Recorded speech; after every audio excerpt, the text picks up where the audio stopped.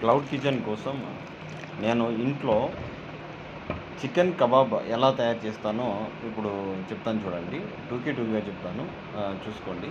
యాక్చువల్‌గా నేను corn flour, తర్వాత అర్ధ కేజీకి సరిపడా కార్న్ ఫ్లోరు, తర్వాత దానికి కబాబ్ పౌడరు ఇవన్నీ అంటే తగినంత ఉప్పు, కారం ఇవన్నీ కలుపుకొని తర్వాత బోన్‌లెస్ చికెన్ అని తీసుకున్నాను. ఒకే ఒక గుడ్డు తీసుకున్నాననమాట.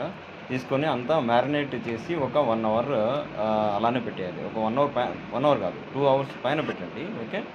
2 అవర్స్ నుంచి 2 ½ అవర్స్, 3 అవర్స్ పెట్టినా గానీ అది బాగా పీల్చుకుంటుందనమాట. ఓకేనా. అది అయిన తర్వాత మంచి అంటే ఆయిల్ చాలా క్వాలిటీగా వాడాలి. ఎందుకంటే క్వాలిటీ కోసమే అదే పనిగా మనము అంటే హోటల్‌లో కొద్దిగా డౌట్ కాబట్టి ఇంట్లోనే ప్రిఫర్ చేసేది ఎందుకంటే హోమ్ ఫుడ్‌ని ఎందుకు ప్రిఫర్ చేస్తారంటే అన్నీ క్వాలిటీగా ఉండాలి కాబట్టి. అందుకు నేను మంచి ఆయిల్ తర్వాత అన్నీ క్వాలిటీదే తీసుకుంటాననమాట.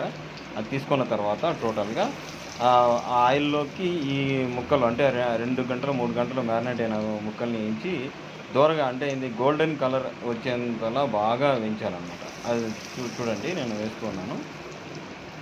అంటే బాగా ఇది కావాలి. ఇంకొకటేమంటే దీంట్లో ఇది కొద్దిగా ఇది వస్తుంది కదా! అవన్నీ పక్కన తీసేయండి మీరు. అంటే ఎప్పటికప్పుడు ఎందుకంటే అవన్నీ మాడిపోతాయన్నమాట. ఆ పిండి అంతా వేస్ట్ పిండి ఎప్పటికప్పుడు తీసేసుకుంటూ ఉండాలనమాట. ఓకేనా. ఆయిల్ మాత్రం చాలా బాగుండాలి. ఇప్పుడు చూడండి ఇంకొద్దిగా దోరగా వేగాలి.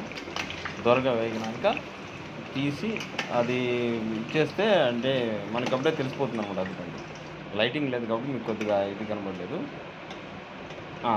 ఈ గోల్డెన్ కలర్ వచ్చింది కదా! ఇప్పుడు తీసేయాలనమాట.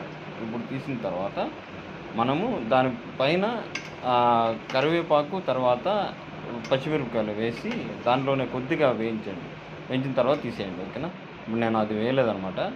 జస్ట్ ఎందుకంటే నన్ను అడిగిన వాళ్ళు అదేమి చెప్పలేదు కాబట్టి జస్ట్ ఇది అనమాట. ఓకే. చూడండి ఎంత మెత్తగా ఎంత నీట్‌గా వస్తుందో. ఓకే.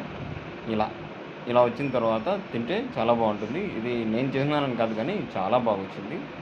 ఇది ఇలా మీరు ట్రై చేయండి. లేదంటే గిన మాకు కాంటాక్ట్ కండి. మేము మీకు ఇచ్చేస్తాం. ఓకే. నేను యాక్చువల్‌గా జొమాటో అండ్ స్విగ్గీలో చేయబోతున్నాను. Thank you. సబ్స్క్రైబ్